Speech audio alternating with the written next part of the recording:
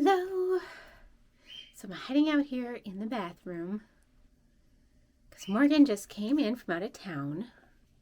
And so she's been gone for a little bit. So I recorded a bunch of stuff without her. But she doesn't know that I still have the bird from the bird cult. So I'm trying to hide here so I can hide all my animals. Because I also have a cat in here. There's a dog outside. And there's a whole bunch of stuff. But anyway, tonight we're showing a movie. We're showing the 1960 Atom Age Vampire, and I'm really excited to show this one. It's been on my list for a long time to show, so I'm really excited to show it, and I really hope you guys love it. I'm trying to keep it down so Morgan doesn't know I'm in here, and talk to you guys soon.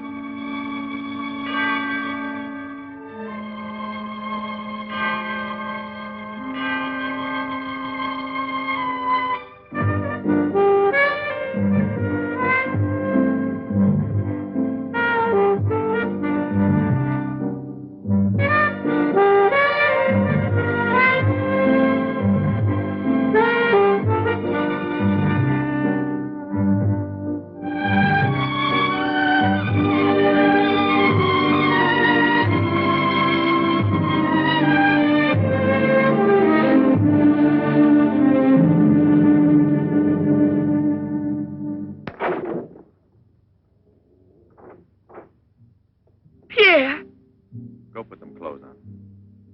I won't be a minute.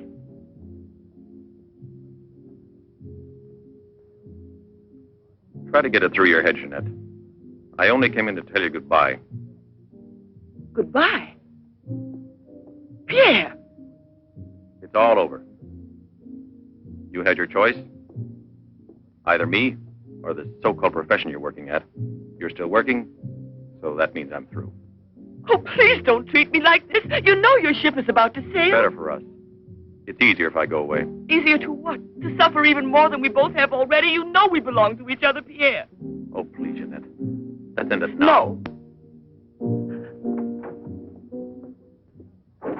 Pierre! Better move on. There's a mob of people out there. They want you to do another number. I won't do another number. I'm fed up with this job.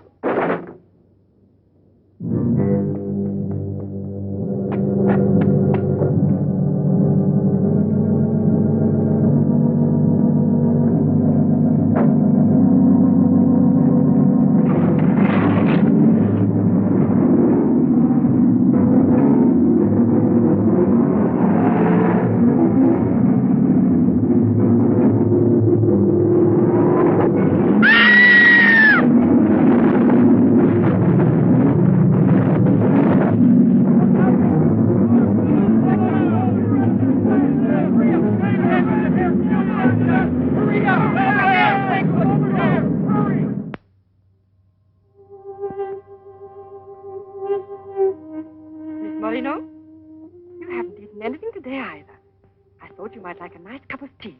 It's been almost 3 months, hasn't it? Yes, more or less. And in a few more days now.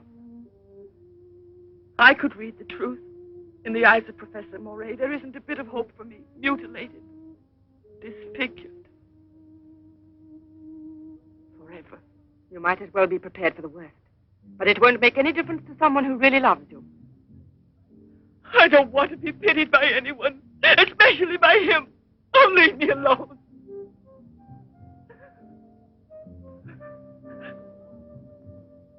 At least drink a cup of tea. Leave me alone! Dear. She has no family here, not even friends close enough to worry about her. The newspapers made that clear. Go to her. Does anyone know you in that clinic? No one. And no one must know that Jeanette Moreno is coming here. No one will know. I have complete faith in you as always. And I know that I shall succeed. You're going to need me. I'll be here, Albert.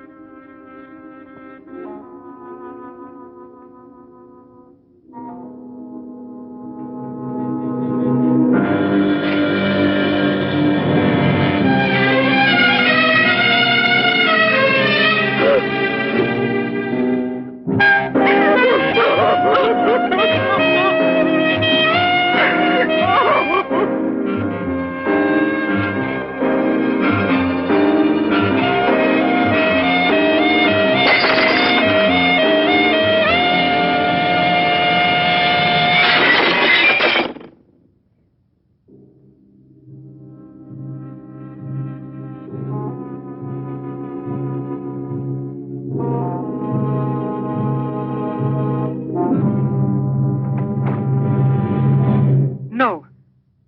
You mustn't give up all hope yet. Who are you? Don't ask me questions. There isn't time. I'm an assistant to a great scientist who has come to hear of your case and wants to know more about you. He wants to give you treatment. What's the use of treatment? What's the use? You have to believe me. We have discovered a new therapy together, and it's miraculous. I guarantee it.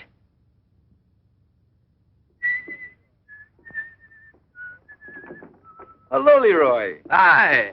Now, don't tell me you're here because you want to interview me. You don't think so? Oh, well, then I won't tell you that. Did you read about that girl? Who do you mean? Ah, come on. What about this for a big headline? Jeanette Moreno, happy and beautiful as ever. Think of the mad publicity for your clinic here. Sure, but that's one headline you are never going to see in print. Why not? Doctor, we're waiting for your At round. your service. So long, Leroy. See you So long. around. Now, secrecy is necessary.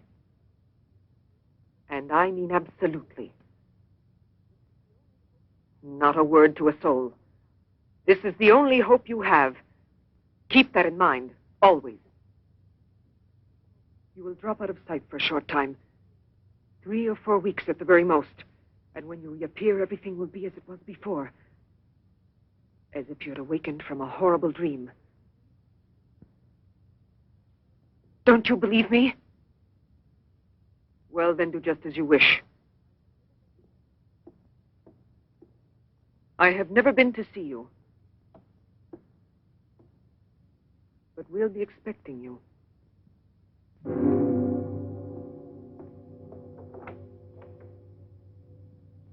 Now, don't disappoint me. I am not being immodest when I speak of a whole new era in the field of biology and therapy. The destructive and degenerative effect of atomic explosions have driven scientists more than ever before into research involving methods and processes of regeneration, rebuilding abnormal or totally destroyed cells. It is completely successful in correcting abnormal cell growth as well as in restoring cells which have been destroyed. Just as good often grows out of evil, Derma 28 has grown out of Derma 25, the serum which provoked and accelerated abnormal development of cells. When I finally succeeded in stabilizing its effects, I produced the anti-cancer vaccine, which for years had been the major goal of the most important scientific research. Repeated experiments using Derma 28 on specimens deformed by injections of Derma 25 prove its miraculous efficiency beyond a doubt. A single injection of Derma 28... Monique, what are you doing? Don't you realize... Why, you must be completely insane. Yes, it's the Derma 25 serum that we've been injecting in so many of those poor little animals. Transforming them into monsters. You're aware of its effects. Look at that. Come on. You'll have to be exposed to treatment at once in the radiation chamber. No, give me an injection of Derma 28. But you know it's never been tried on human beings. I wouldn't have the courage. That's just why I did it, to force you to have the courage. No, let's wait for that girl, Jeanette Moreno. No, I want to share this honor with you. I've never been as near to you before as I am at this moment, and you will always remember it. We don't need you. Sasha, don't be troubled about me. When it's all over, you can bring me some roses. Leave us now. Quickly, every second we have is precious. Every drop of Derma 28 represents months of work and anxiety. And when the day comes when we can prepare it as rapidly as we do Derma 25... Give me your arm. Yes, there is no doubt. There is not the slightest doubt any longer. You see? It removes every trace of degeneration of cell structure. This is the day that comes but once in a lifetime. That is our lifetime. That's right.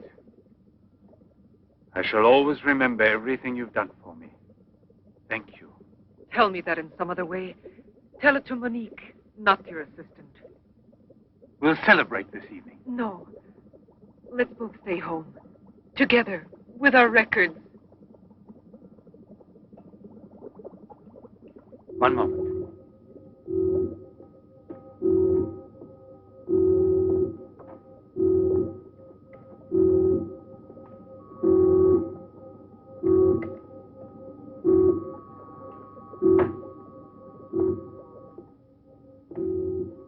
Why do you look at me that way? For a moment there, you seemed to be performing some sacred ritual. Yes, it was a ritual. Come.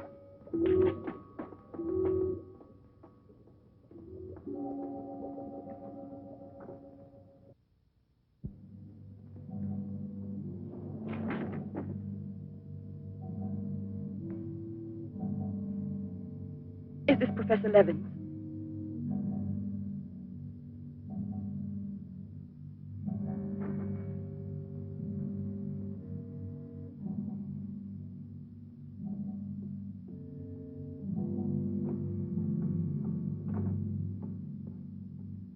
So you've come to us. I'm happy to see you. And your luggage? In the check room at the station, as you instructed. Where's the ticket? Here it is.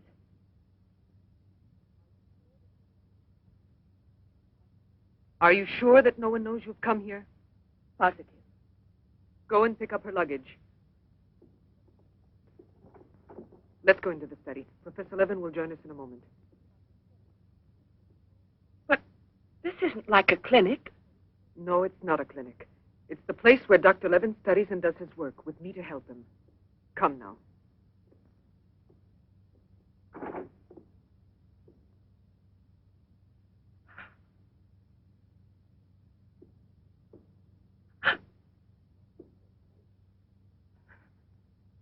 Show me your face.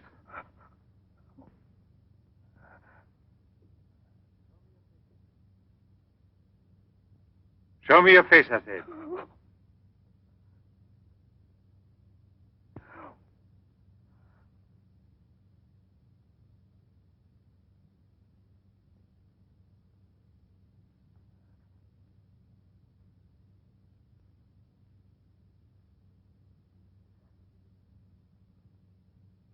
There's no doubt of it. Yes. She's disfigured forever. As if by a cancer that's beyond control, like leprosy. There's no one who can help me now. No one. Let me go away, please.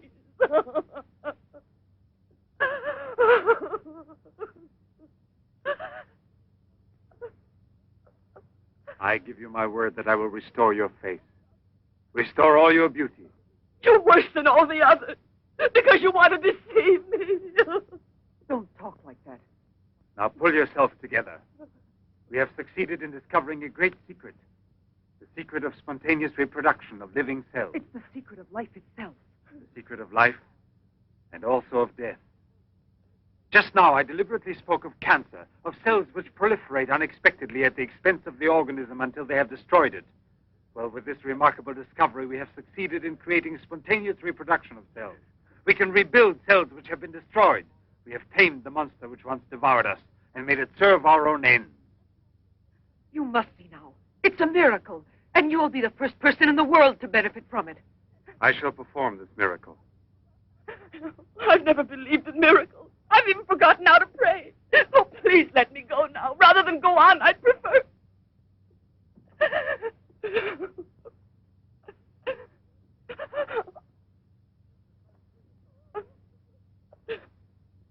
prefer to kill yourself.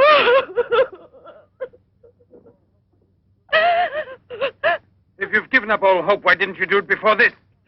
You're condemned for the rest of your life, and you know it. She knows. They all told her that. All right. Let me kill myself. Right now. If you really are so desperate, take your own life if you want to. Yes, I'll give this back to you. But only on that day when you look me in the face and tell me that I failed you. Do you understand, Jeanette? But until that day comes... Will you try? No, I beg of you.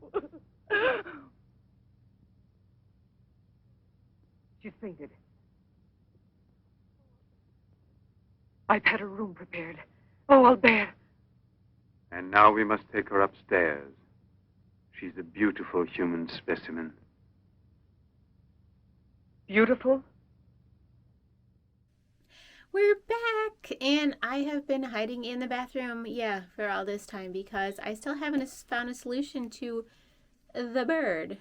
Because Morgan is just so tired that she collapsed on the couch out there, and I have to go past her to get the bird somewhere where I can hide him because I think that we have a spare room somewhere where I can put him. But anyway, today is a really special show because while Morgan was out, I got to do an interview.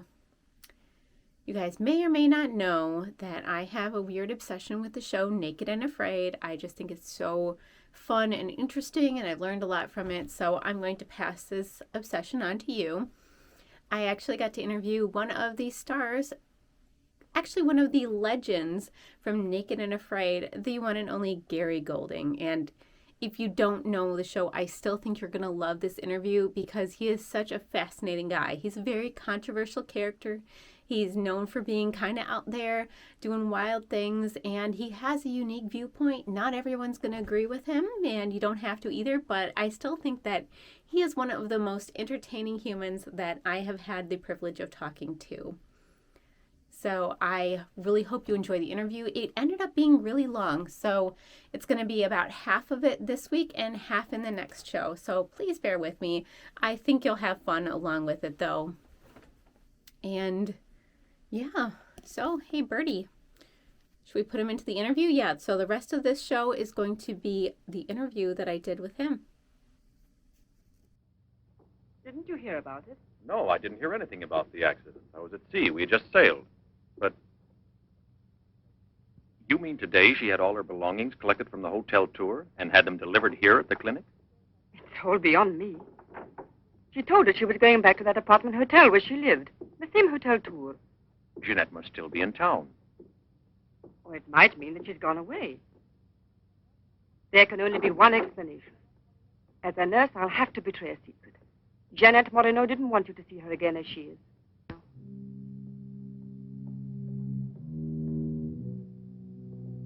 Pasha!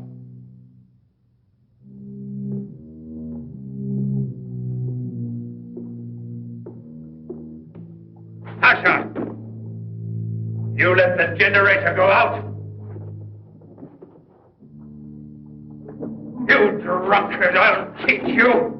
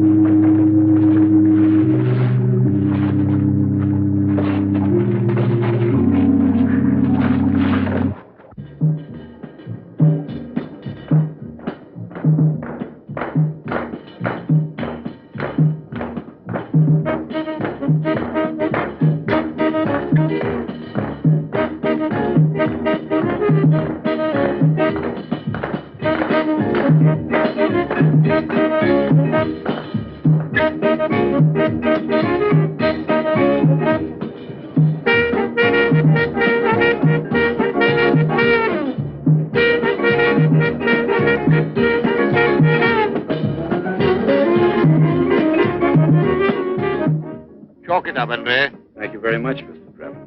Shall I add some soda?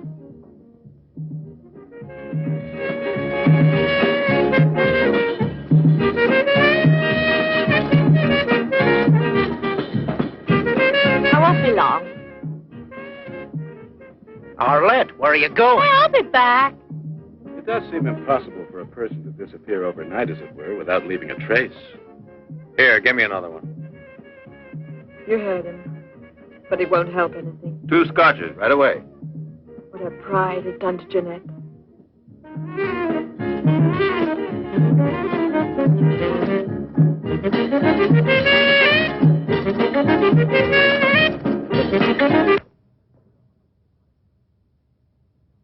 First, the derma must be applied through an incision. Scalpel.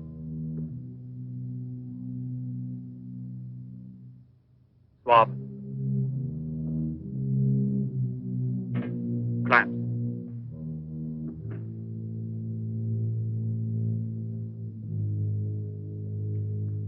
Derma.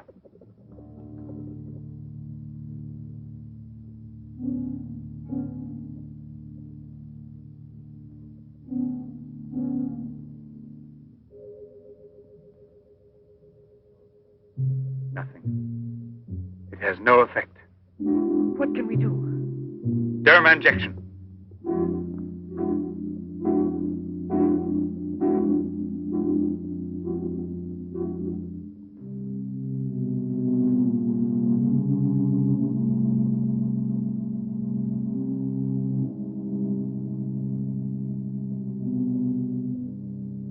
Nothing.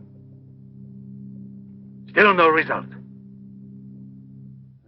What a binge. Good night, Arlette. Good night. Now, let's go home. I'm tired. So long. Pierre, you still here? Uh-huh. I'll help you home. Is it too late? Yeah, it's much too late.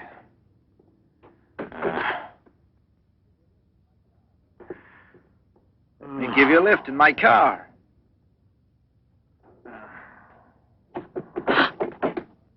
Not a drop of the serum left. 5 injections without any effect at all. And I know I was not mistaken. They took effect on you. Because then you applied it immediately. In the case of cells that are destroyed, you will have to make continuous applications. Yes, perhaps you're correct. But it will take months to prepare serum enough. Let's send her away. We'll find another subject when we've a new supply of Derma 28. And let her go around telling everyone what we did to her? We'll have to kill her. And besides, what if the Derma 28 should have some unusual effect on her? Don't forget we derived it from Derma 25. I can't bear to think of her becoming A monster, is that it? You worry too much about her. Albert! Look there. Jeanette.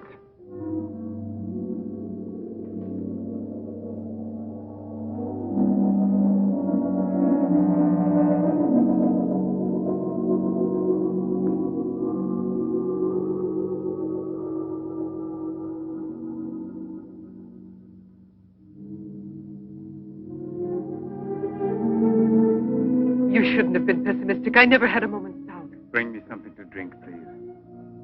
Albert. If you don't mind.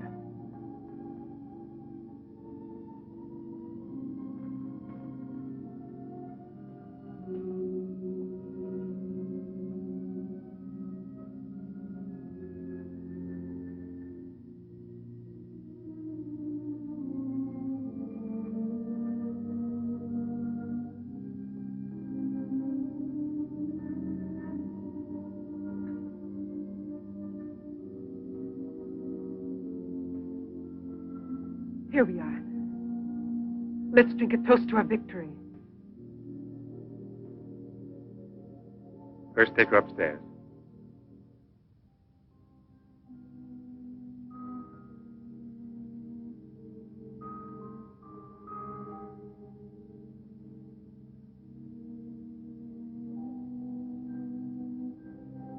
Albert.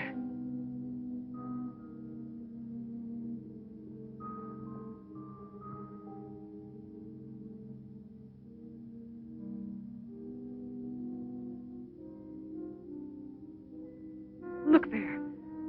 And the state of shock is completely over. There can't be any more doubt of it. We've won. Doesn't it please you? Yes. But right at the moment, all I'm able to feel is sheer exhaustion. It's as if I were afraid. Of what? Will there be after effects now? Will the regeneration of cells continue as it should? I'm sure it will. Have I slept too long? You? Yes, Jeanette. It's Professor Levin, the man who has... Give me your hand.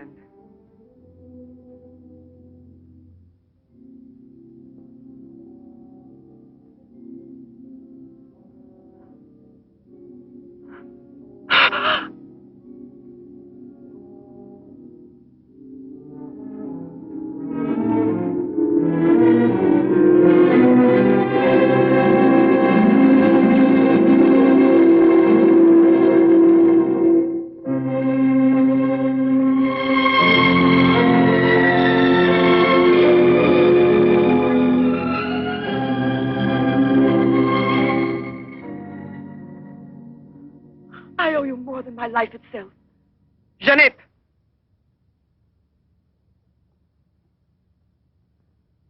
Get back in bed now. You have suffered great physical shock with all this. You've recovered, yes, but we must wait a bit. We must be certain what the results are. Absolutely sure. Don't doubt it, Jeanette. The miracle has happened to you. And you will remain with us until we are sure that we can proclaim it to the entire world.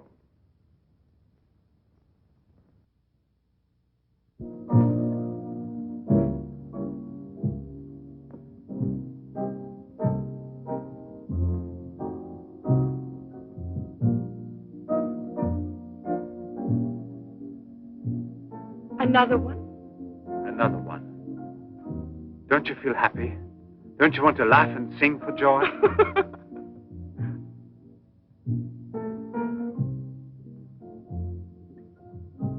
And Monique?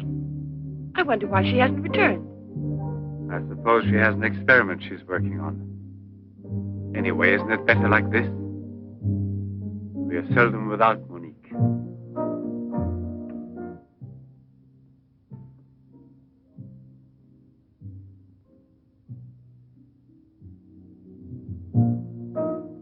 No. All of it.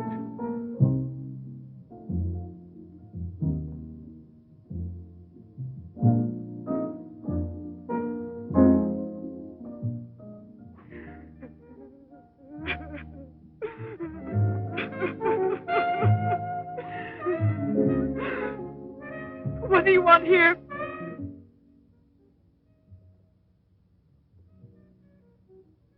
Do you remember how you embraced me when you first saw that you were cured? What was then gratitude has already become love. You shouldn't believe that. If I loved you, I would surely tell you. I'll tell you. You love me. You weren't able to see clearly inside your heart, and you're still too upset by everything that has happened in your life. But you love me. You must know you love me. I have snatched you away from desperation and from death. It is I who restored your beauty. It is I who need you. I'll never be able to live without you.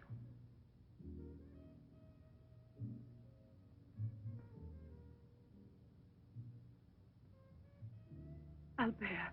No, Jeanette. You are nothing if not mine. You belong to me.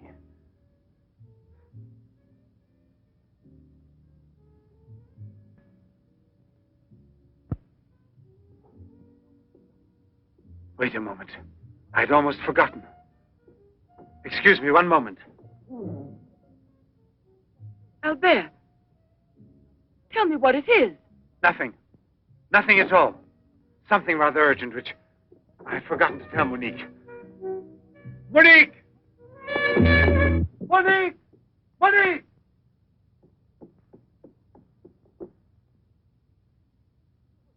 Oh, I don't know what's wrong. It's as though my face were on fire. Sit down here a moment. You'll be all right.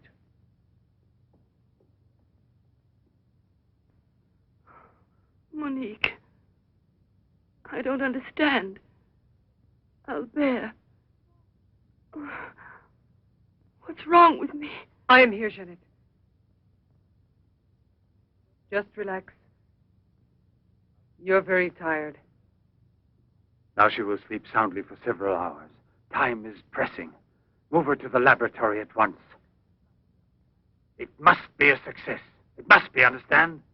Don't count any longer on me. Monique! She means more to you now than just an experiment. Monique! I cannot do it without you. Then I'll make a condition. You know what it is. Yes, never see her again. I give you my word, believe me.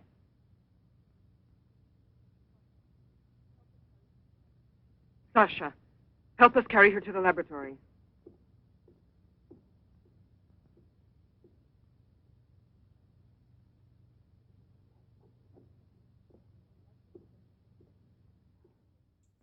The famous, one of the legendary survivalists from the show Naked and Afraid, but he is so much more than that.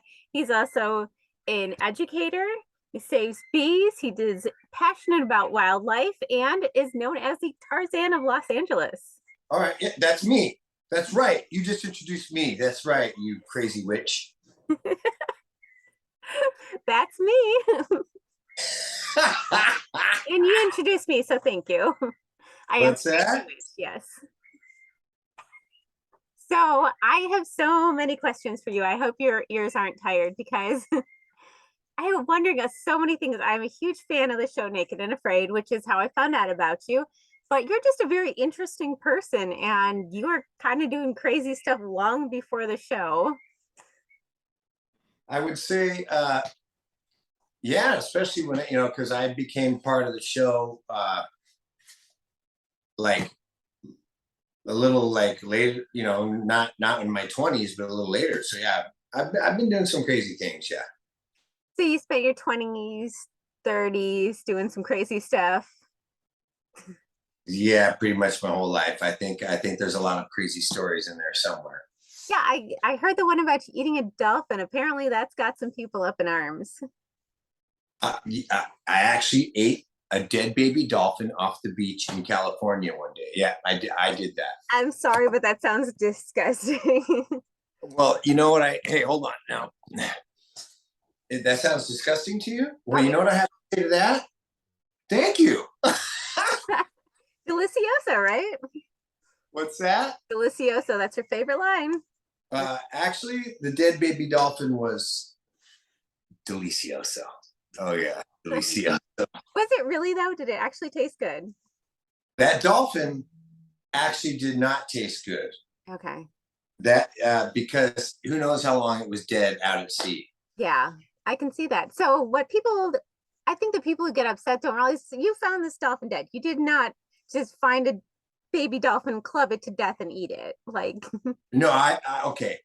Yeah, to clear that up, I would be the first one to save a dolphin in the wild. Yeah. Like I would save a dolphin. I would never kill a dolphin, but it was dead already. And living up to this thing, and there's a story behind it. Actually, there's a good story behind it. You want to hear the story? Yes, I do. Okay, so I was getting ready to go snorkeling, and then I come upon this dead baby dolphin. Mm-hmm. And I'm like, oh man. So I thought I would cut the stomach open and I would find plastics and balloons or something like that, right? And I was going to do a whole rant about what mankind is doing to the planet. And I thought that would be a beautiful message, right? And it would be connected to what I'm about. Yeah. And being that I'm on this TV show, I figured it would go viral even more, right? More so. Yeah, spread that word. yeah, so I thought, hey, that's a good way to carry the message. Like, look what mankind, their consumption is doing to these beautiful animals. So it came from an angle that considers this animal very beautiful and precious. Okay, that's how it started. And so then I cut it open and there was nothing in the stomach. And I was like, oh man. And there were seagulls, waiting around. They were trying to pick through it and eat it, but it was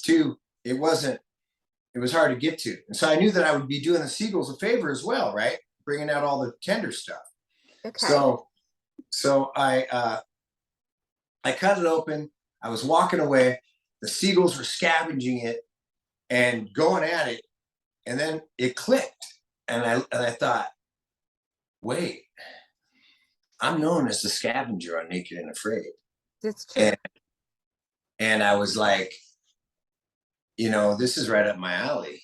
Like, I don't want to let that thing go to waste. I know what I'm going to do. I'm going to eat it. And so I went back and I cut the heart out and I cut the filet mignon, the backstrap out. And I took a big chunk of it with me. And there's people standing around watching, wondering what the heck I'm doing. And I took it. And then I took it and I wrapped it in a brown paper bag that I found down there.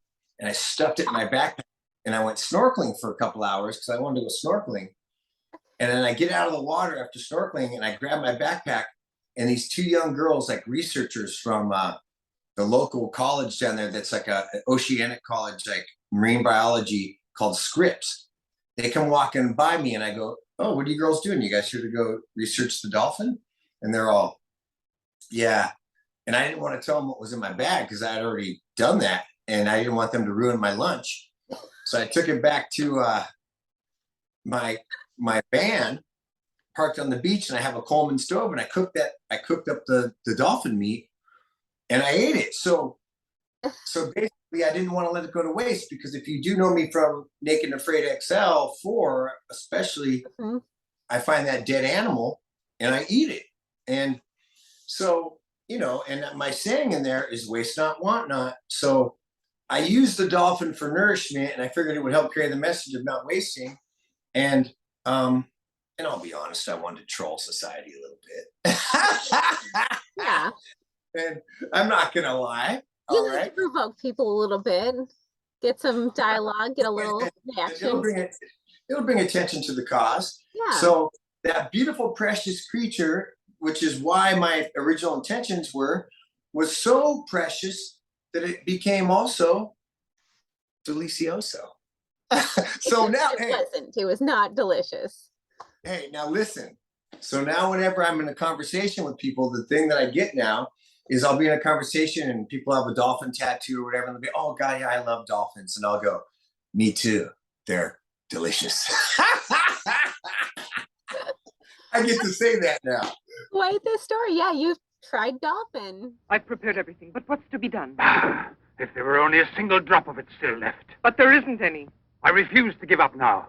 We'll try radiation. Have you gone mad? Yes, I know it's madness, but I'm willing to take any risk for her. You know very well it's useless. Her scar tissue is forming again, and radioactive treatment is effective only against Derma-25. Janet. She mustn't suffer like this. But there's always surgery. And insertion. You're out of your mind. That's it. It's the only possible solution. I'll transplant directly from another human being those glands which produce Derma-28. From another woman, a young one. Albert, you must be insane. You've gone mad over her. I gave you my solemn word. Now I know that I can't trust you. How will you ever accomplish it? By murdering the first woman that passes. And if the after picture no different, you'll kill another woman and another. But I refuse to be your accomplice. And if they ask for the truth, I'll tell. Do you hear? Monique, come back here.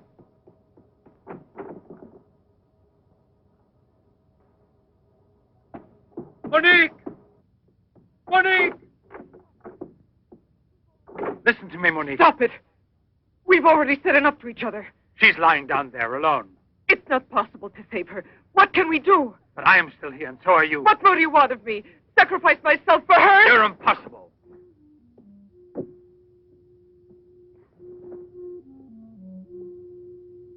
Yes, it's true. I'm infatuated with her, but it will pass. Pass away. It's not love, really. It's a sentimental complex. It's only a compulsion, if you like. I want to dominate the girl, to possess her creatively. You will have to help me in this also. Help me overcome this infatuation. Struggle along with me as you always have done before.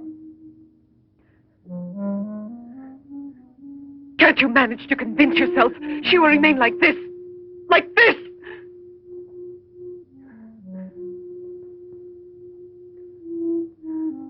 She has nothing to do with the two of us. I promise we will send her far away. Far away. I will forget her. We will start all over again and be successful. Please try to be the same intelligent woman you've always been. You know, I would kill 1,000 times before I would admit defeat.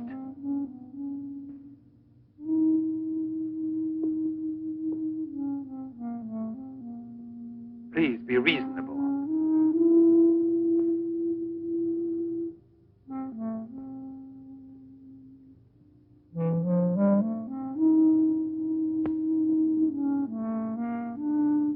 You know that we're bound together forever.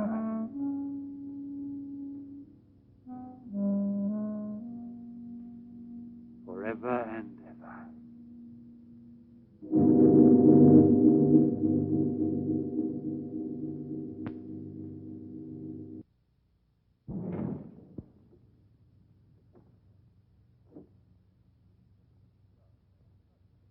Police Commissioner Bouchard, Professor Levin, aren't you? Have we met before? No, but your name is so well known. And your photographs, your television interviews. Permit me, Bube, pathologist. Marais, my assistant. I'm sorry we have to disturb you personally this way. You did telephone us, didn't you? I'm all alone here at the moment. Shall we go inside? Good. Chief, I'm out of cigarettes. Do you mind if I... Yes. Can't you go half an hour without smoking?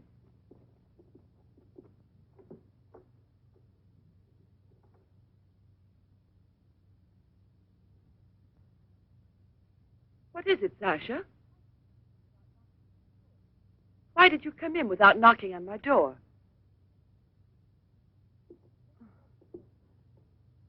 Did Professor Levin send you?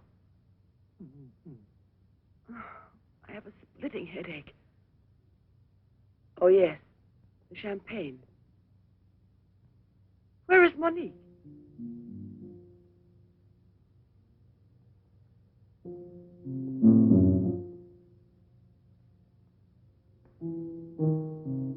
What do you mean, Sasha? What's happened to Monique? No. No, it's not true. I don't believe it. It's not possible. Monique! Monique! Paralysis of the heart. It's quite obvious. Uh-huh. And she showed no symptoms. No warning beforehand? Oh, yes. I've kept her under special care for almost 2 years. I'll make out the certificate at once. Without an autopsy? An autopsy. I've already confirmed the diagnosis given by Dr. Levin. And out of consideration... No. If it's usual practice. Inspector, if the decision lies within my jurisdiction, I say no autopsy. Oh, no. If one isn't necessary. Absolutely not. She was from Cherbourg. Monique Rivière. You will find her identity card and papers in her room. She suffered from dizzy spells and palpitations. I should show you something. Ah, here it is. This is her most recent electrocardiogram. I kept it where she wouldn't find it. Better show this thing to our pathologist. For me, it's Chinese. You know, Professor, I'd say I know you intimately. Oh, does that amaze you? Well, it doesn't take a long white beard to be a scientist and a famous one. But I know your articles, I've read your interviews, and I saw you on television when you returned from Japan. Oh, by the way, these strange-looking bottles, are they from... Yes, Hiroshima. A process of deformative fusion of bottles, glasses, and ceramics near each other. The people of Hiroshima sell them as souvenirs. Well, anyway, it's a rather shocking sight. And did you remain a long time there? Sit down, please. For 8 months. At the Japanese Institute for Radiological Research. Oh, how interesting. Please. Thank you. I gave up smoking. Then you've had a close look at those poor creatures. Certainly. And from then on, I've devoted my life to such research. What research exactly? Are you acquainted with the field of genetic mutations? Yes, vaguely speaking. Frogs that after the atomic explosion produce frogs with two heads. Exactly. Suppose that mutations could be made permanent or not, as we please. Imagine if this were so, what extraordinary developments it could lead to. What you mean is exploit the horror by extracting its advantages. The bad which justifies the good, is that it? More or less, I suppose. During your television interview, you showed some photos that were most interesting. Oh, yes. They're in this album. May I? Please do.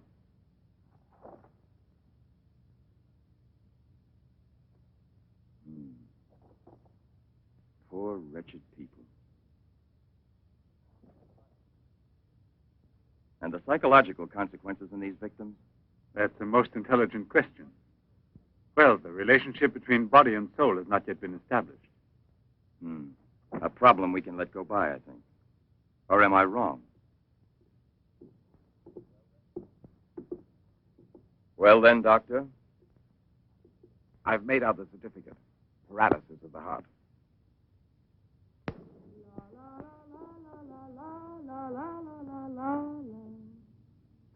What's that?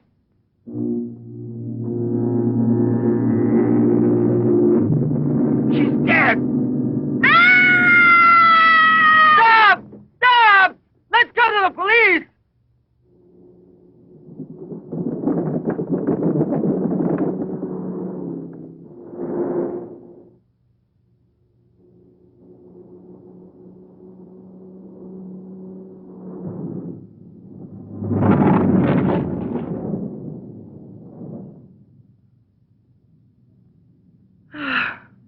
Today I'm glad to be alive. Thank you for making me so happy. I didn't want you to get the impression that you're a prisoner there, on my account, through necessity of keeping everything a secret. What are you looking at? The water. The water? Yes, I'm sorry. Isn't there any music? Jeanette. You're so distant. Oh, Albert, please don't make me explain. All right. No explanation. Suppose that the escape from the zoo would lead to tragedy. But who, if not a wild beast with the most ferocious instinct, could I have wanted to killed hear the some poor music. girl with such savage fury? There is no doubt that the girl Albert! found in the park was a victim of the gorilla which escaped. What is it? I feel cold suddenly, and my face is burning like the other night. The night Monique... Don't get excited. We are going back home. I wonder what it is. Put them on now. Your glasses.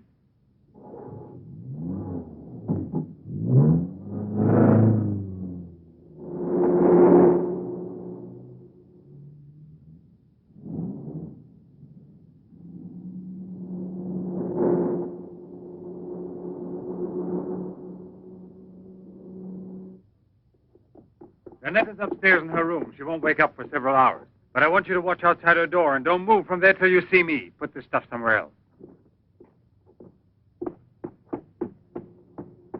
I must save her at any cost. I'd give my life to save her. There's always one way. Insertion. Transplant the glands of another woman, a young one. What more do you want me to do? Sacrifice myself for her? Yes, another one like Monique. And if the after effects are the same? Another and another until I save her once and for all. But I don't have the courage. I don't want to kill again. Everyone knows you, your articles, your interviews on television. Yes, I know. But who, if not a wild beast with the most ferocious instinct, could have killed the poor girl with such savage fury? Yes, Derby 25. Exactly, Derby 25. It can create a monster. A monster who doesn't fear killing. Who doesn't suffer as it's killed.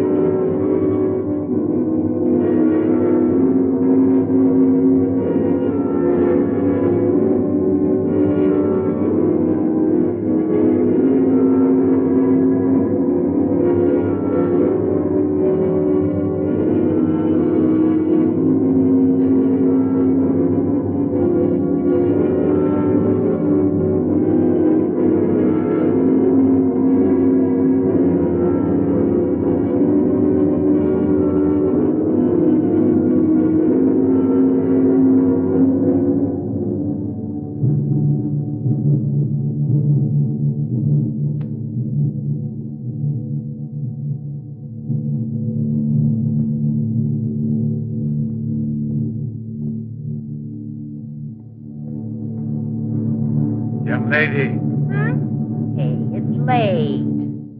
Come here, I'll give you anything you ask. All right. You really gave me a turn. What are we playing, hide and seek?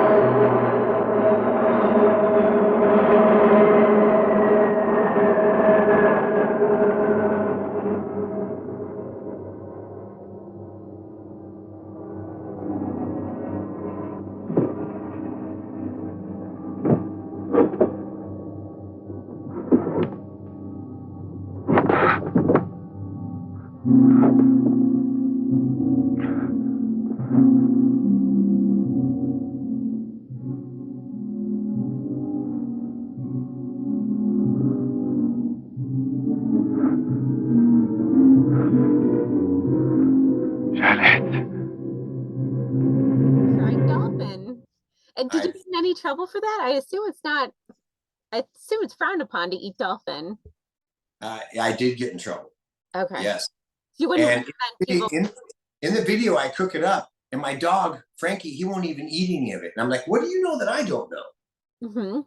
If a dog won't eat what I'm going to eat, and I got in trouble, and I got a fine for it. Yeah. NOAA came after me, Northern Oceanic Atmospheric Association or something like that. And yeah, I got a fine for it, and it was, I got in trouble. Yeah. So you wouldn't say go find a dead dolphin and eat it to people out there? No, I mean, it went viral around the world. It was above the Russian scandal and the Daily Beast in the UK. It was all over Twitter. The next day, people were calling me going, what the hell did you do? The television network was pissed off at me. I mean, I trolled a whole lot of people from that one. So no regrets is what I'm hearing. No, I'm not so sure. I think the world and the people out there watching, the law enforcement, I think I'm supposed to regret it. Okay, but lots of regrets. But yeah, don't ever do that. So, okay, you're talking about consume as little as possible. Where did that come from, and what does it mean? How did you get that to be your message you want to give to the world? You know what? I like that question a lot because there is a story behind it. And I'll tell you what it was I've always been a guy that kind of hated materialism. Mm-hmm. Okay. And in social media land, over a decade ago, I used to attack diamond rings and the world of materialism very harshly. I didn't, how anybody could have diamonds and gold attached to love, like a materialistic item that actually has a level that displays the 2 months income of the man. And like, so it's vanity and status and just showing off the most superficial concept in the world. And I used to attack that. And so it evolved. Then one day I was walking down the street and a saying crossed my head, and it was, kill mankind. Yeah, kill mankind. It's the greenest thing you can do. Save the planet, kill mankind. I started a clothing line called Kill Mankind, kind of in the vein, because I'm a guy, I was a kid that grew up on Black Sabbath and Ozzy and Iron Maiden and AC/DC, right? So to me, it was like rock and roll, it was like kind of punk rock, like kill mankind, right? Yeah. And so that's cool. Like a clothing line that kind of like bothers people, kind of like what Ozzy Osbourne and Black Sabbath did back in the day. Yeah. And so, what's that? Get a reaction out of people. Get people to talk about it. Yes, and back then, like when Black Sabbath came out, that was the darkest, most evil band in the world. And if you put it in perspective, in that time of innocence, they were dark. That was the big metal band. They inspired all the metal bands. basically, I thought it was cool, but it scared people. It really did scare people. And now it's so crazy because if you look at the world, what's going on with the WEF and Klaus Schwab and all this stuff, and how people think that they're trying to like population control. Like I was like a little bit ahead of my thing there because I came up with it like 15 years ago. So anyways, it scared people.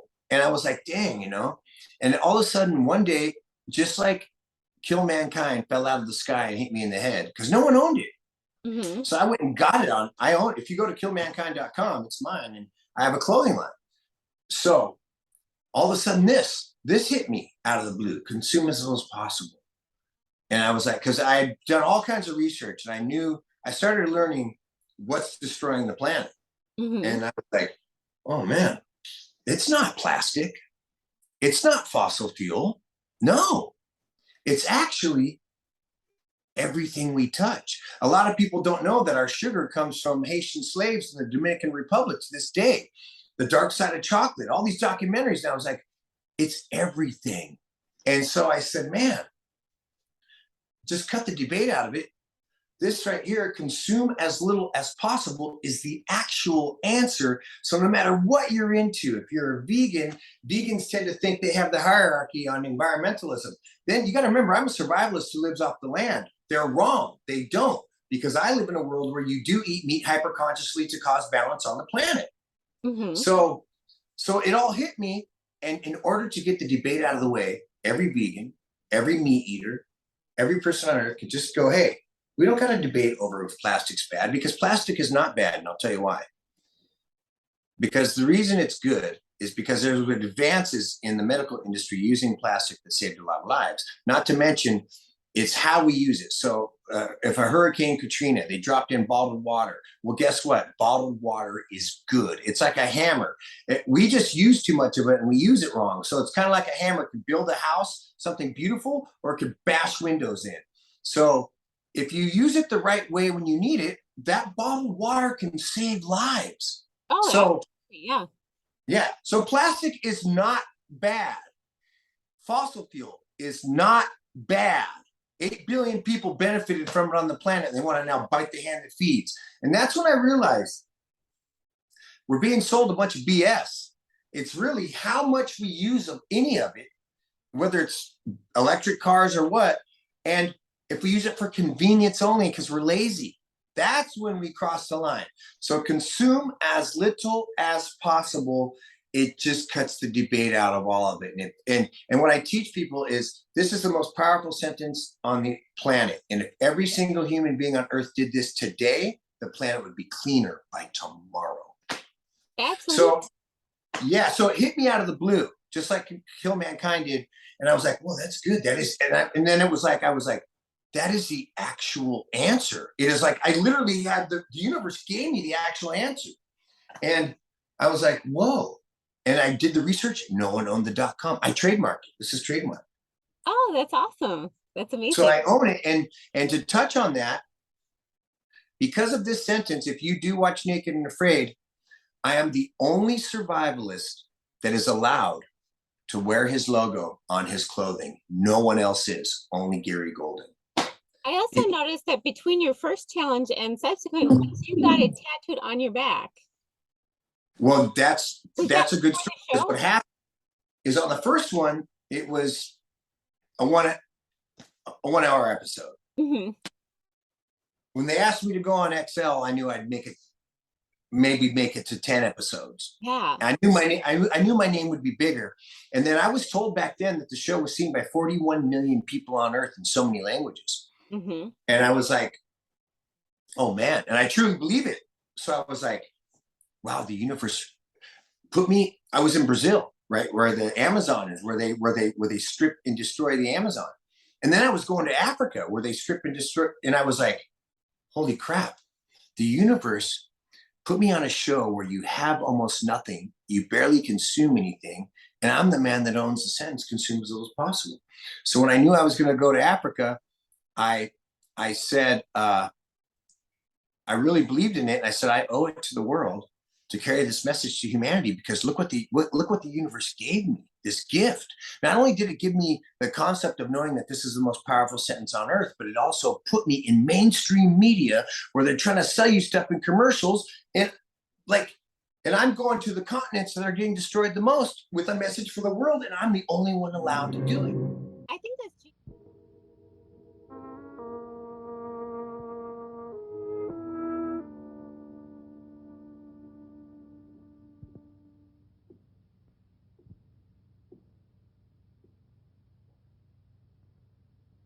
You see? Are you convinced now? Oh, but Think calmly.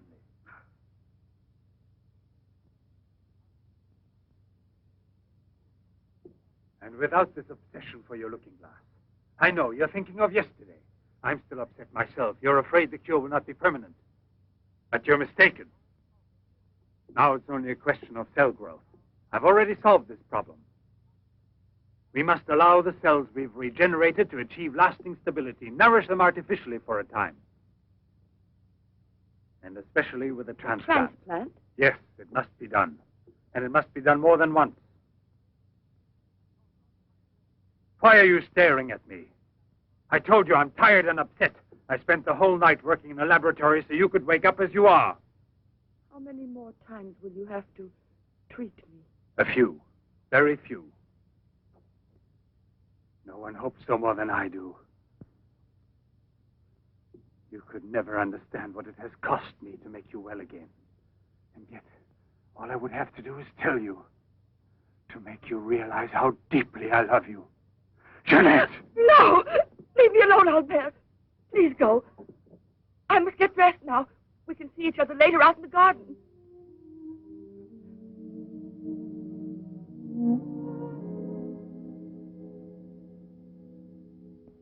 Very well, then.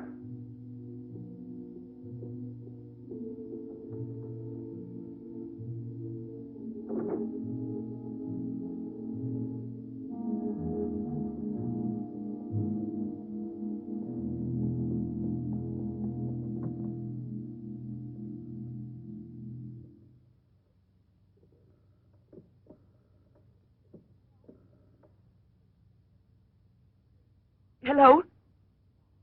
Yes, Lieutenant Mornay is still on board the Garonne. He's now in Cape Town. I have a communication for him. It's very urgent that I reach him. Could you possibly forward a letter? Certainly, by airmail. He has a stopover on the return voyage. Please, don't mention it.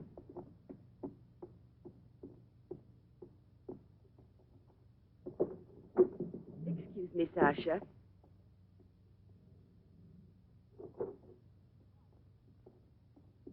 I haven't any more cigarettes, and you know I only smoke this kind. Please go and buy me some.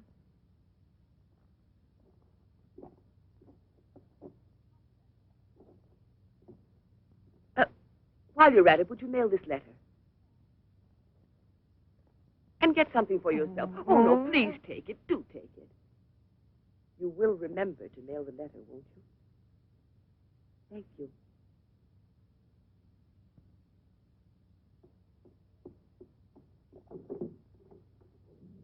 Pierre, my darling, nothing has changed between us, at least not for me, and I need you desperately. Pierre, I'm afraid. Thank you, Sasha. You did very well. Yes, I know I can rely on you at any time. This letter of hers. No, I won't say a word. But don't you permit her to be out of your sight when I'm not around, and disconnect the telephone the way I showed you. Sasha, this evening I have to do some work around here, and I don't want to be disturbed at all unless I call you myself. Do you understand? Run along.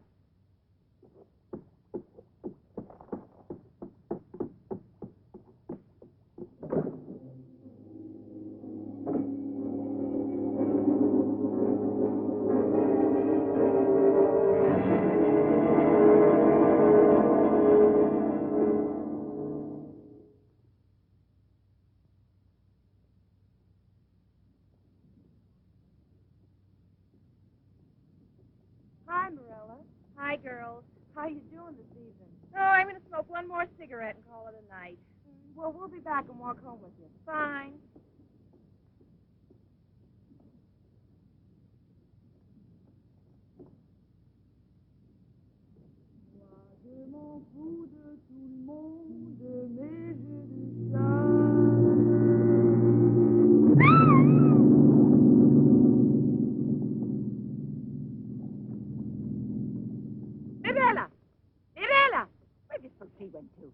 I told you they'd be here. Hey, you. What are you two doing around here? Oh, what do you suspect? Get on home now. Aren't you afraid you'll meet the gorilla? The gorilla. I'd rather meet him than some men I know.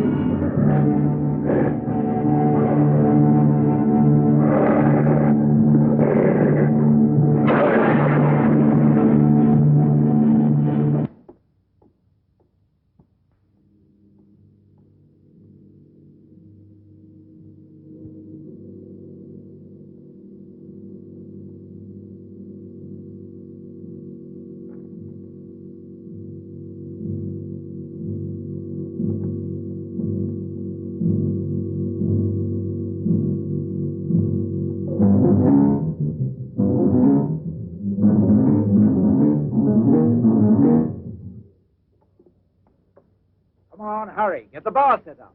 Arlen, why must you always be late? Huh? I'm all ready to go. Well, look who's here. Yeah. Oh. Arlen. It's been ages. How are you? Don't tell me you've been pining for me. Well, I have, if you want to know. Hi, Yvonne. Am I wrong, or are you getting fatter? It's becoming, isn't it?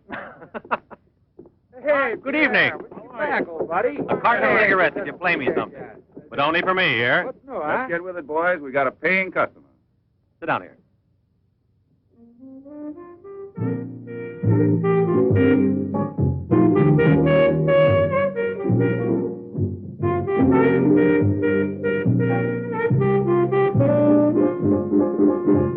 Reminds me of her, doesn't it?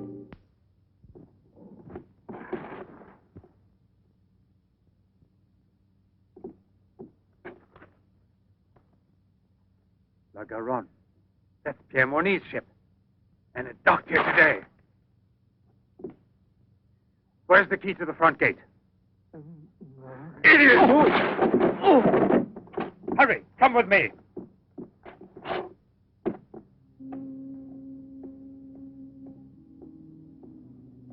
Hey, lady, you can't go. Come aboard. No, thanks.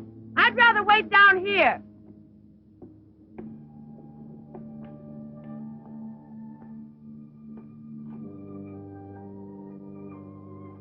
Pierre! I can't believe it. Jeanette. Jeanette.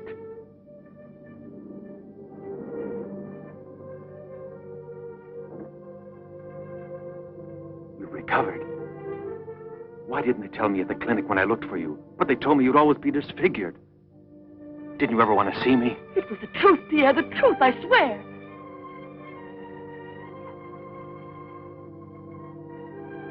Didn't you know I looked everywhere for you? Jeanette, where have you been? You can let me know. Where are you staying? What happened to you? Didn't you receive my letter? What letter? Oh, Pierre, take me away. I'm so frightened. Of what? Tell me. Oh. that noise? There's a man in the water there. I heard a splash. There he is. Lieutenant Bourdie. Lieutenant Bourdie. Lieutenant Bourdie. Lieutenant Bourdie.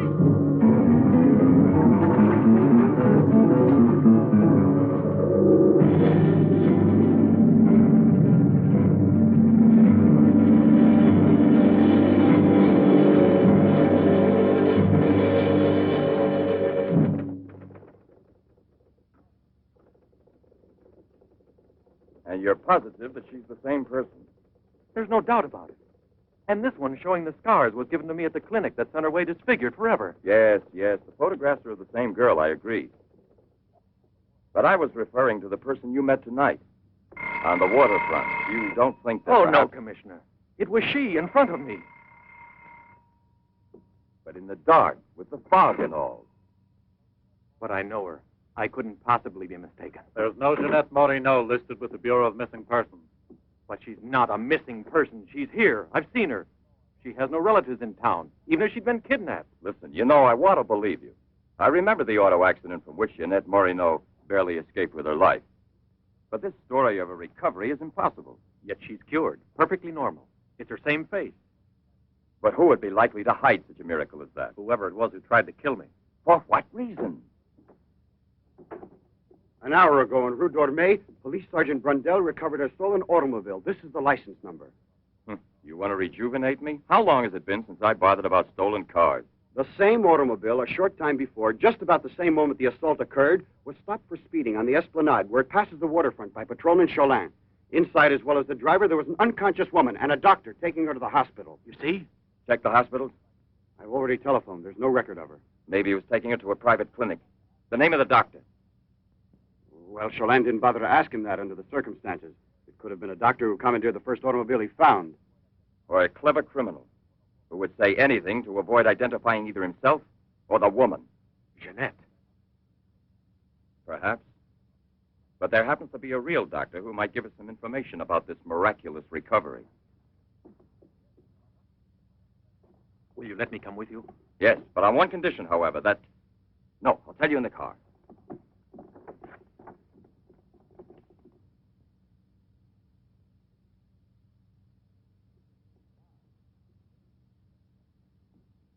Ah, good evening, Professor Levin. Please excuse us if we're... Oh, this is Police Sergeant Durand. Marais, I think you already know. Excuse the interruption if we're disturbing you at this hour, but passing in front of your villa, I thought, why don't I leave it up to you, Professor Levin, to clarify a scientific problem we have? You were so extremely kind to me when we met each other that time before, in those unfortunate circumstances. Oh, yes. My poor assistant had passed away. Monique Riviere. You may go, Sasha.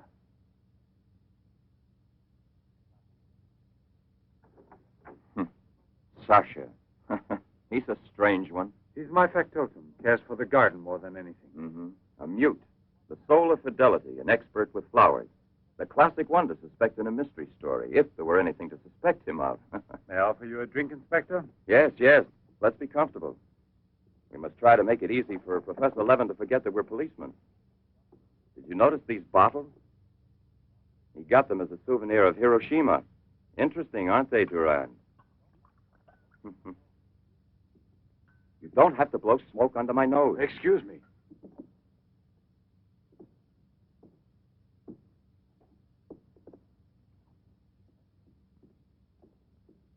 Here you are. Thank you. If you please.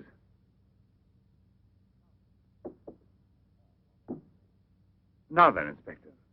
I'll make it brief. Look here, Professor. Have you been following in Éclair Soir all that Tommy rot about Sadok, the monster? Not closely. Tommy rot is the right word for it. Cheap, sensational journalism. Chief? All right, go out and smoke. If you don't mind, that is. But I still don't comprehend. The time before, I asked you a question which you were kind enough to say was intelligent. About the psychological reaction of the victims of an atomic explosion. Well, then, perhaps my own supposition will be an absurd one. But think of the ships that arrive here from Japan. And this, Sadok. Is it possible that he's one of those... I see. You've been impressed by the recurring factor in these cases of the wound from the throat to the sternum. The obsession of a vindictive-minded man who's been poisoned or disfigured forever by atomic radiation. One might even say a vampire of the atom age who wants to recover. Exactly. What do you say? The hypothesis is melodramatic, but not to be excluded.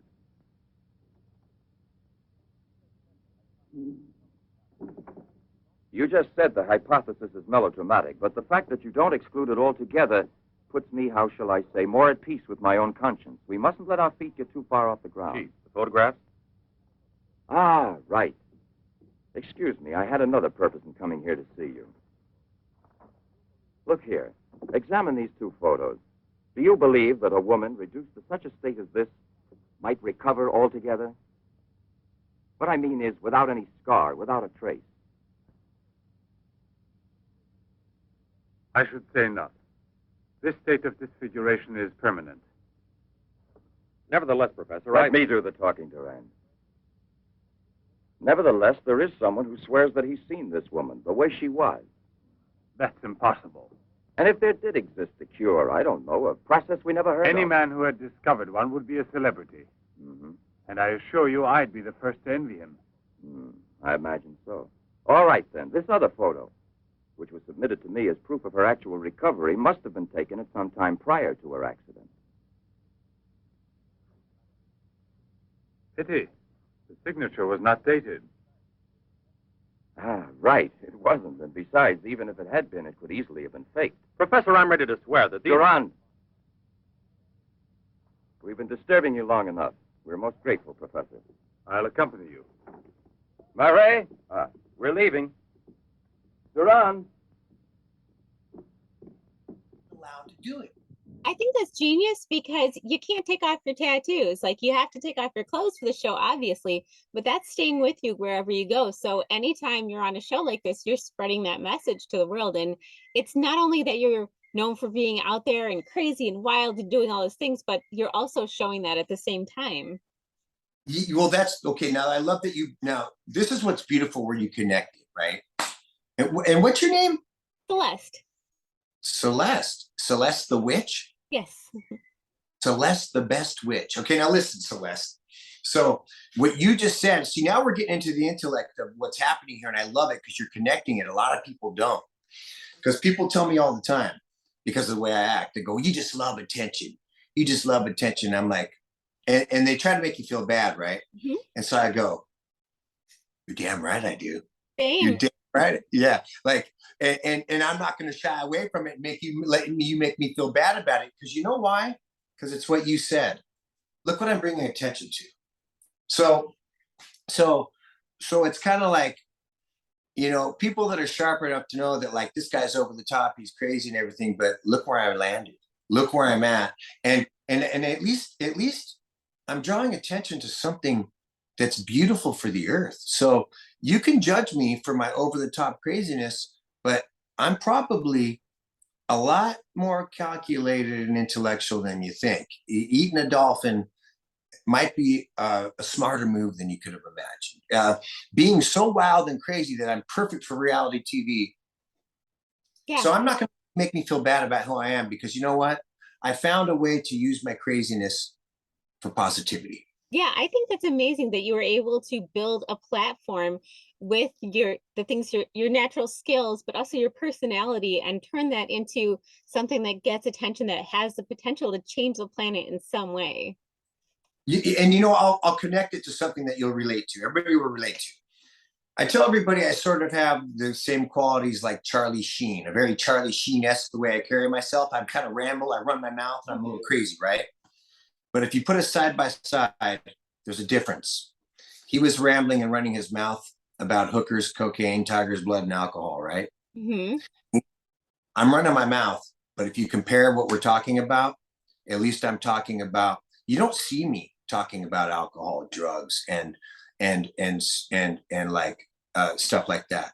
Yeah. At least when I run my mouth, I may look crazy, but it's about very powerful things. And I'm running my mouth and I'm kind of arrogant about it like that. But you know what? At least it's about something beautiful. And I'm not out there pushing anything that's going to, you know, it's something that kids can look at. It's something that my mother can be proud of. So you know what? So I'm a little happy. I'm a little fired up. I'm inspired. I'm running my mouth. Give me a break. It's beautiful.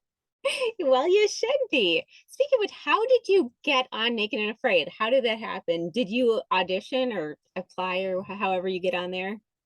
That's a good story. I'll tell you what happened is I went viral around the world in 2014. I was caught on camera saving a kid's life in the ocean of California. And it's connected to this. So I had an old friend who was a musician. I used to be a musician. And he said, man, I got to get out of this musician crap. And he decided to go get a career. And he went to school to become an editor on an editor for like film and video, right? And he was watching the news and he's watching the news. And 12 years have passed since we've seen each other. And I'm all over the news. And he's like, what the hell? I know Gary Golden. And so he said he went to the computer and he Googled me and he saw that I was, I had this Kill Mankind back then website and I was doing all this cool stuff. I had snakes in my hand, all this cool stuff in nature. And then I had become a teacher. So then I'm also with children. And he was like inspired. He's like, dude, man, your life is interesting. And he said, we should make a show about you. So we started putting film together. He filmed me doing a few things. And then he started pitching it to the networks. And then life got busy and we went our separate ways for a while. And then he started working for Naked and Afraid. Okay. So he calls me up and he goes, dude, I'm working for the perfect show for you, dude. And I go, okay, what is it? And he goes, and so, you know, he didn't just get me in from that. So then I had to go interview. And when they interviewed me, I come off pretty, I'm made for reality TV. And then very calm, very easygoing. Absolutely, yeah. And so the interview was insane. They loved me. And they, in the interview, they were like, oh yeah, he's gone. And then, so it was a chain of events of me saving a life in the ocean, and having a background in survival, you know, that goes further back even, but saving a life in the ocean that was caught on camera, seen around the world. And then somebody that knew me seeing it, who worked for the show, and then said, hey, Gary, interview for the show. And then I did, and I was made for it. And then you get me on TV and it's the perfect storm because then I come across, then I'm also become a fan favorite and a legend, and I'm way over the top on TV. Yeah.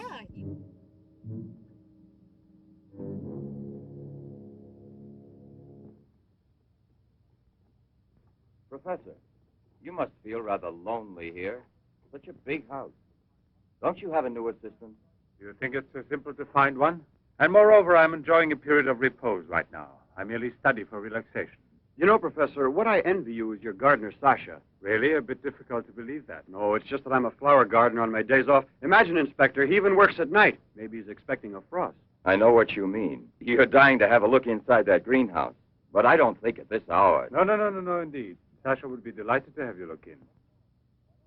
I'll wait for you in the car. What for? Why don't you come too, Duran? This way.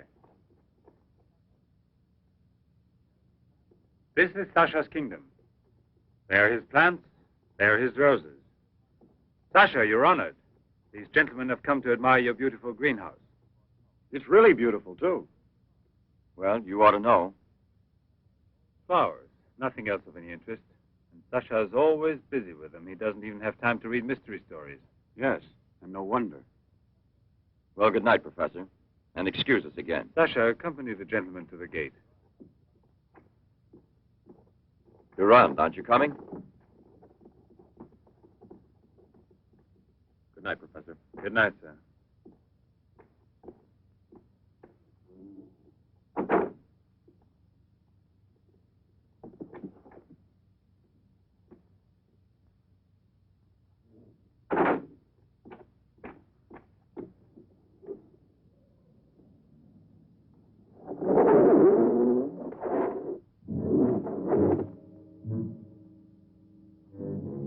Jeanette. What is the purpose of this autopsy? Now, Doctor, I've already arranged for the body to be exhumed, and I must ask you to proceed without any further argument. Very well, sir. Good morning. Good morning. Garage, I want my car at the door in 10 minutes. Good morning, Doctor. Hmm. You want a cigarette, Chief? Listen, Marais. I've just had an idea. I want you to keep that villa of Professor Levin's under observation. Why? Do you Yes. think that... Well, Hi, Chief. you want a good lesson, huh?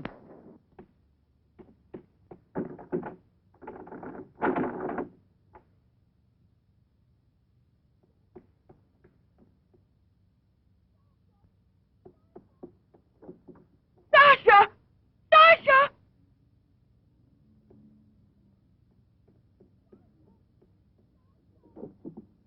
Sasha! Sasha!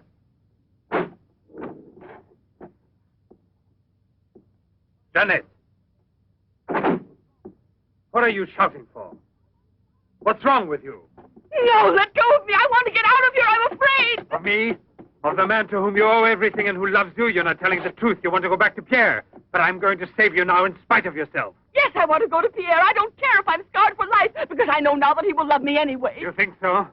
Well, your scars are already returning. Embryonic still and all but invisible. But if this action is not arrested almost immediately, you will turn into just what you were before. Yes, the thing will get worse. It will devour you bit by bit. It will transform you into an animal, like a monster, under the very eyes of your Pierre. I don't want to stay here anymore. I don't want to. Listen. I give you my word of honor. It will only take a few days, perhaps only one day, to make the final application. And then you'll be cured forever, free to go where you please and with whom you please. If you're ungrateful enough to leave me for a man who has done nothing for you, you deserve nothing else. But until you're cured, don't try any more to run away. Don't try to see anyone. Will you promise this? Look here. I'll even give this back to you. You have no more reason to kill yourself.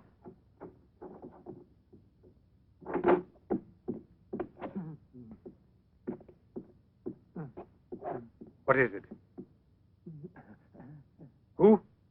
The police. The inspector? Pierre.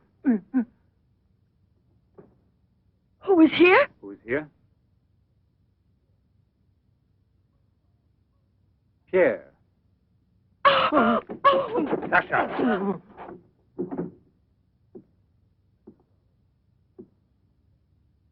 Let her go.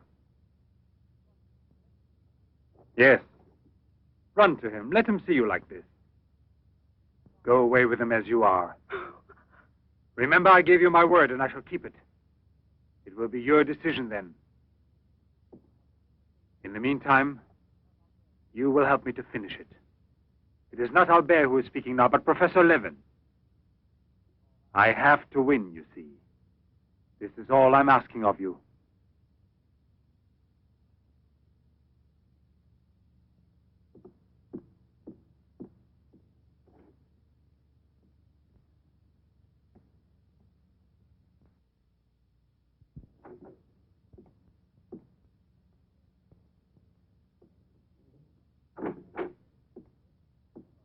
You wanted to see me, Sergeant?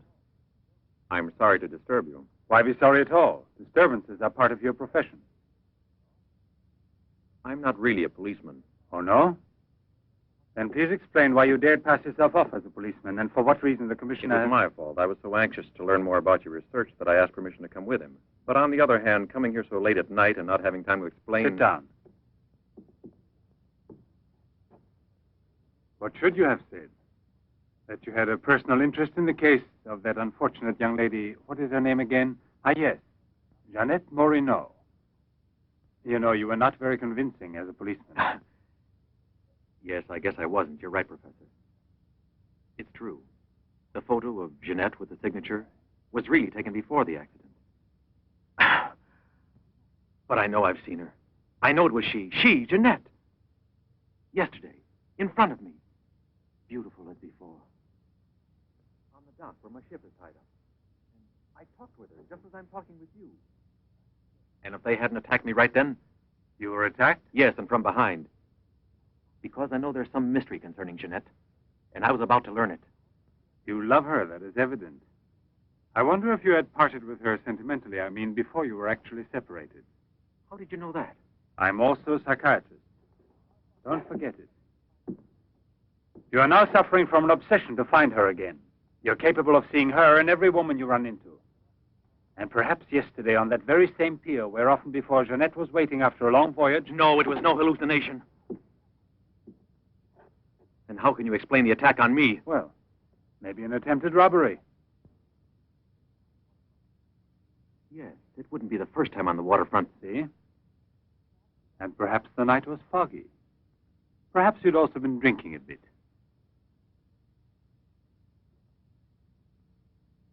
No, I wasn't drinking. It was she, all right. Will you please tell me what you wanted me to do for you? Please help me to convince the police. Tell them that this miraculous recovery is possible. They'll go on looking for her. And for a woman, not a phantom. That's to be excluded. Then you advise me to give up every hope? In your position, I would say yes. No. I love her too much for that. And I don't mind if she's ugly or disfigured when I find her. As long as I find her. And if you could find an entirely different woman. Yes. A woman who is no longer yours. Doesn't love you anymore. This is what I'm excluding. I see there's absolutely nothing I can do for you. I'm very sorry. Thank you, Professor. No, there's no need to thank me. Why should you? Sasha.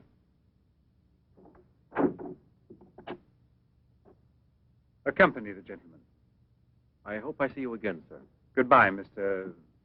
No, why bother to give me your name? I don't think there'll be any further occasion to see each other.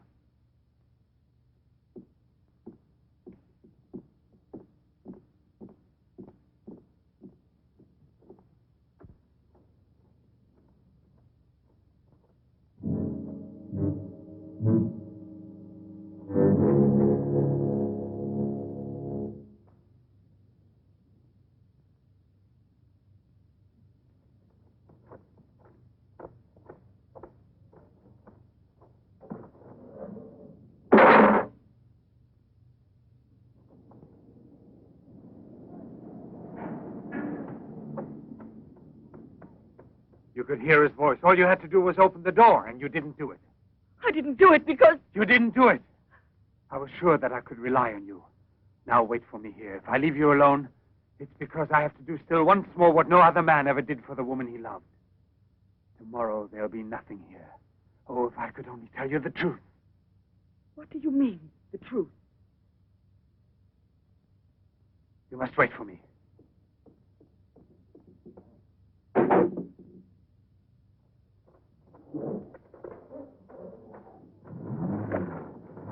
I'll be back in a couple of hours. Follow it. Step on it. Very good. In his automobile. Have you arranged for reinforcements? Take all precautions. Exactly where is he at the moment?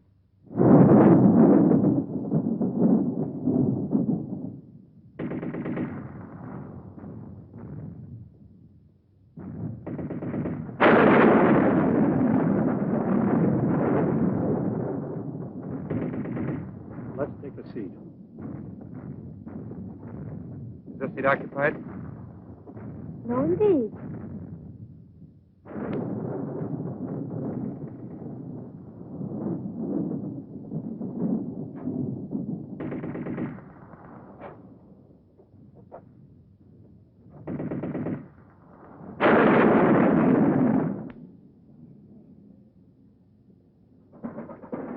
Can you see all right? Watch yourself now, Buster. Let's not start on your bed, huh?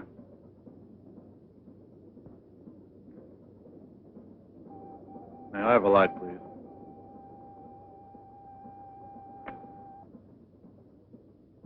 Thank you.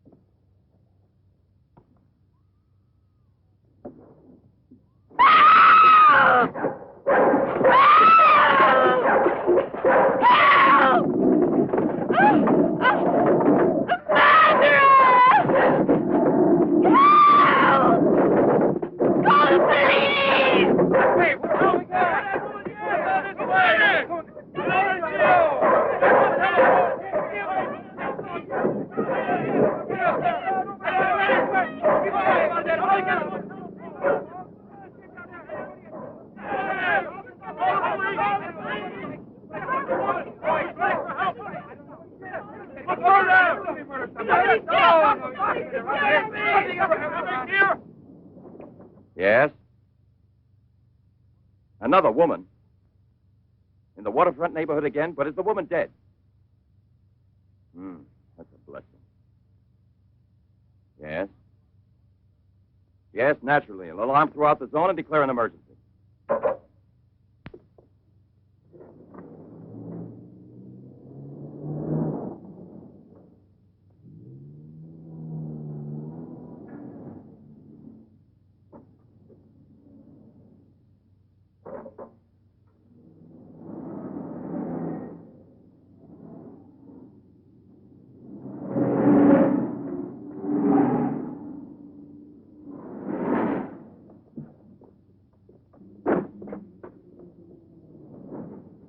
Professor Levin? He sat through the whole film and then he went out.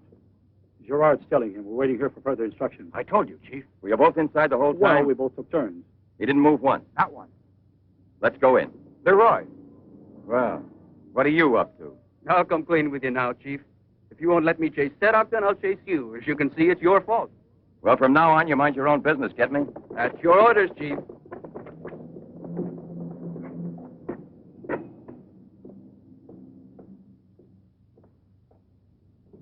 Top on TV. Yeah, have a huge fan base of people that just love. Yes, what happened is it was that perfect blend of all those things together that put me, on Naked and Afraid, and that's how I was actually found. And the beauty of it, if we go to the root of it, what I love to say, I was found to be on a show where I'm carrying a message from saving the life of another human being. That's pretty amazing and serendipitous. Yeah, absolutely right. Serendipitous. So. And then when they did the research on me, the Naked and Afraid people, they were like, holy crap, look at this guy. He saves lives. He teaches children. And my backstory was just so beautiful that they were like, yeah. And then the way I acted on top of it, I act so crazy sometimes. People will be like, they let you near kids? But I could separate, how I talk to adults. I don't treat kids the way I do adults, Yeah.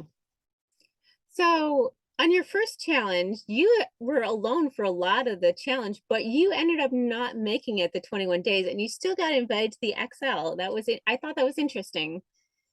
Yeah, I was the only one on that XL that didn't finish his challenge. In fact, my other survivalist partners, they gave me crap for that. Like because they get competitive out there and which kind of, we got in a lot of arguments, and I would tell them, you don't know what I'm capable of. And I'll be honest with you, what happened in the end with all the crap talking is I was the most written about and talked about character on that season. Yeah, me and Matt. A lot of camera time just because there was a lot to talk about and a lot to show. And you, I think, really threw a lot of people off in that XL with the things you ate. You were kind of known as being a scavenger on that one because I think everybody at home too is like, ugh, at the things that you were bringing back to eat. Yeah, and I'm genuine out there. I do when I pick on people for not eating that type of stuff. I'm serious because I'm like, what are you doing out here? Like, we're living off the land in Africa. If does this makes you sick? And I'm like, really? Like, I'm being serious. I'm like, I'm not. I'm like, I don't expect the people at home to be able to do it, but if you're out there living off the land and you think that I make you queasy, I'm like, well, then you're in the wrong field, buddy. Yeah, so people haven't seen it. You brought back this like animal head. What kind of animal was it? Like it's called a Nyala. N-Y-L-A, a Nyala. And I brought back what you didn't see, what didn't make television was I had gone out earlier and brought back the 2 legs too. I had the 2 legs and the head.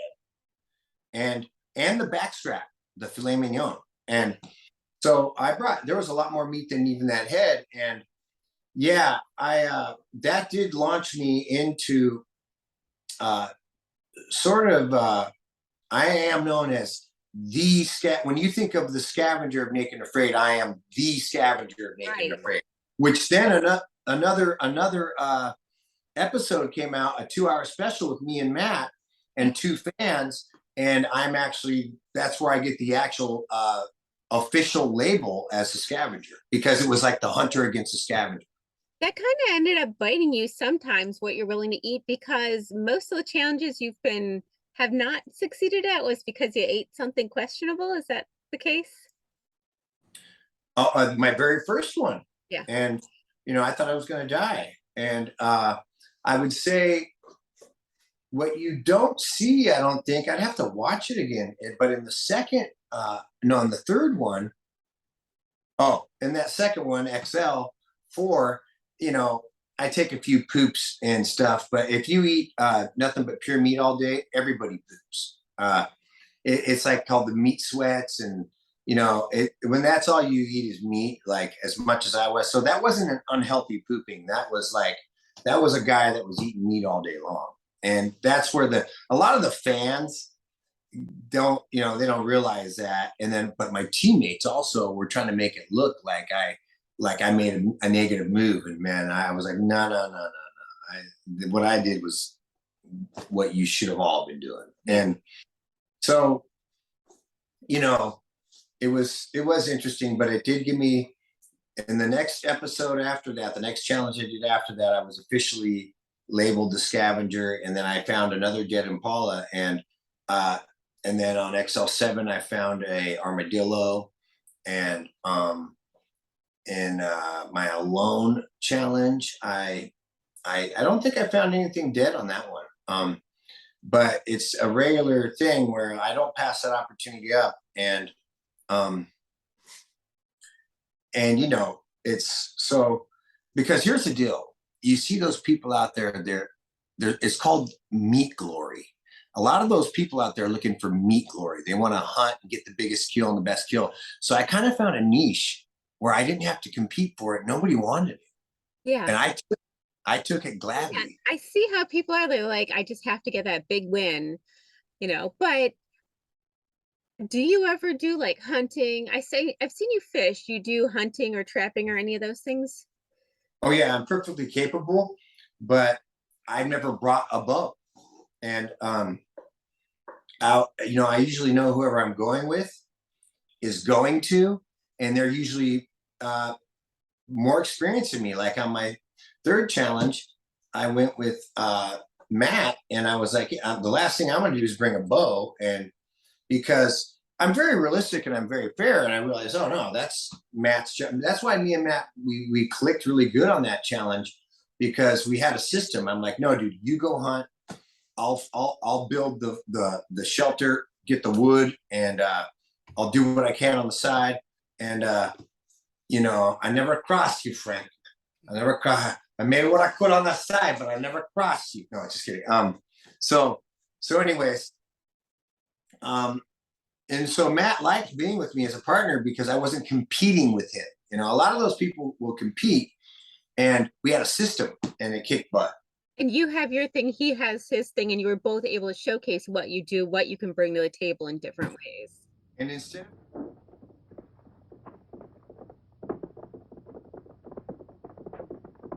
Where was he sitting? He never moved once. Where was he sitting, I asked you? Right here, Inspector, in this row here. This one. He was sitting in this seat. And you never let him out of your sight, huh? Well, I slipped outside for a minute to buy some cigarettes. But I never let him out of sight. And who was there sitting next to you? If what I think is true, you'll be back in a beaten uniform. That reminds me, what was he wearing? Yes, what did he have on? You could see that he was wearing a camel's hair coat, Inspector. Yeah, that's like opening a phone book with the name Smith. He sat here, you say? Right here, sir. Where were you two sitting? We were back there. That's right.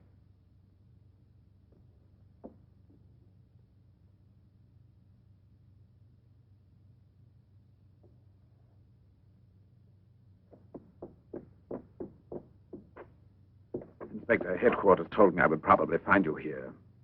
The autopsy I did on Monique Riviere. It's incredible.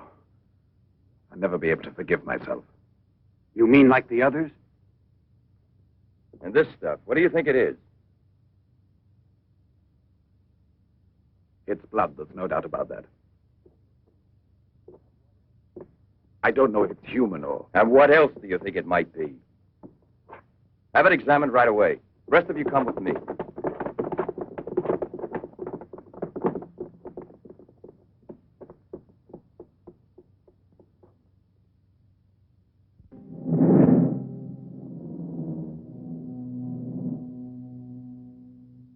I don't want to lose her. But I no longer have the courage to kill, not even to save her life. I don't have the strength left. I felt it this evening. I'm not what I was before. I'm not the same. I have to tell her. It's finished. I failed. But I don't want to lose her. Jeanette, please forgive me. It's too late now to make any difference, and there's nothing more I can do to help you. There's no hope of your recovery. You will remain as you... No. It's impossible. The treatments have taken effect at last. We are saved. Do you hear me? Saved, I say. Come, get up now, Jeanette. We must leave here immediately. I don't believe you. But you're completely cured, and it's forever. It was I who did it. Just when I began to think that... Come on, get dressed. Don't lose any more time. We must get away from this place as soon as possible. Get away? Yes, at once, I said. No. Have you lost your mind, Jeanette? Those policemen suspect me by this time. The police were here. Don't ask me to explain it to you. I don't want to. Hurry up now. I'll hurry, but I'm not leaving with you. Jeanette! You made me a promise, and this is the decision I've made. Jeanette, I want to dismind you here. I've even killed for you. I beg you. I've unleashed a horrible force within me that I can no longer control. You alone can help me stop it. Tell me that you will never abandon me now. No! Look again. You begin to understand now. Tell me you belong to me, that you will run away with me. It is my only hope of salvation. Then you will see again the man you came to for help and who loves you so much. It all depends on you. No, it's horrible. Jeanette! Let go of me! Pull the trigger and murder the man who condemned himself for you. Have that much courage at least, because in a moment or two you will go mad. Mad with horror you don't know. That's right, don't look at me. It's better that you don't look at me. But believe me when I say you can still save me, if you would say to me... No, I can't bear it! No. So you say no. Well, then get dressed. I'll give you 1 minute and no more. You're coming with me whether you want to or not. I don't know what will become of us. It doesn't matter anymore. But you'll never see your Pierre again. You're mine. Mine! I'd kill you first. Now get dressed.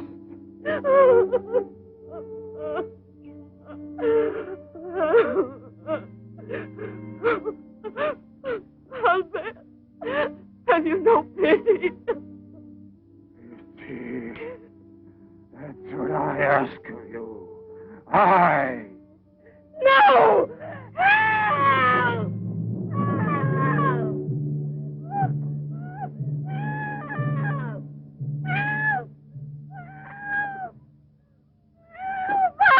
Let me go! Let me go! No! No one will ever take you Let from me me now. go!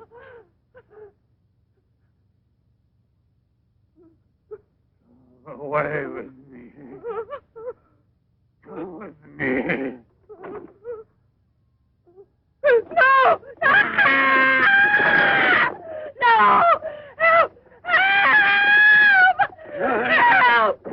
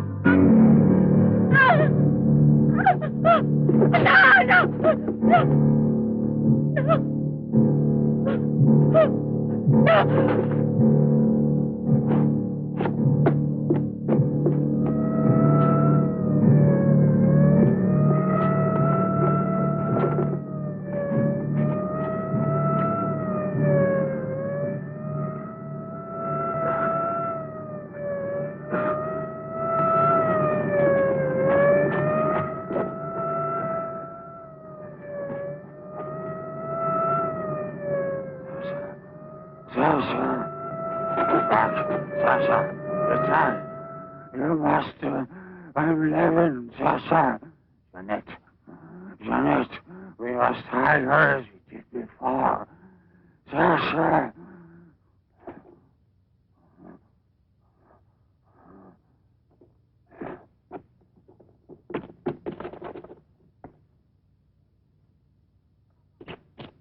Inspector! Pierre, watch out! Levin! Look there! Fire a volley through the window pane. Come out, Levin!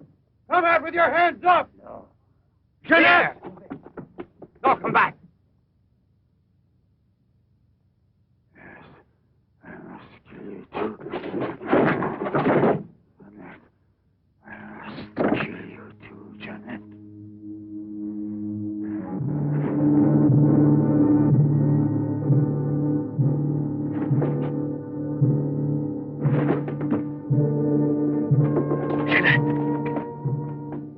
Jeanette! Oh, Pierre! Pierre!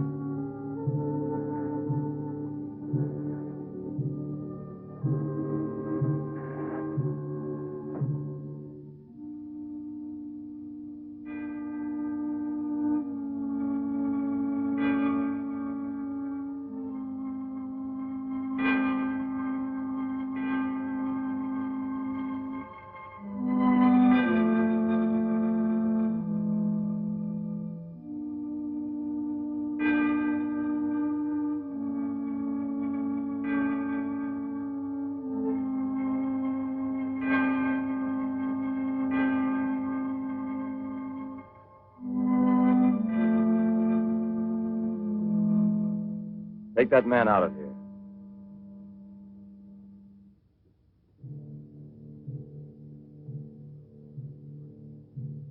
Well, come on, give me a light.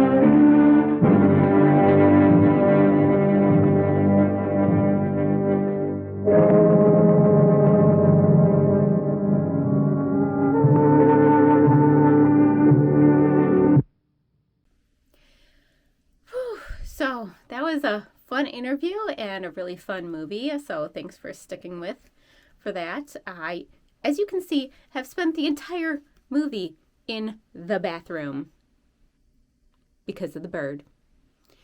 That's okay though. I think I got it figured out because I left some potions around accidentally and Morgan might have gotten into one. I think she's out there sleeping. So that being the case, hopefully I can sneak out now. And I really hope you enjoyed the interview. Like I said, stay tuned for the other half next week. And the conclusion of it, I think it'll be just as good. We'll have another movie for you. So anyway, we will hex you soon.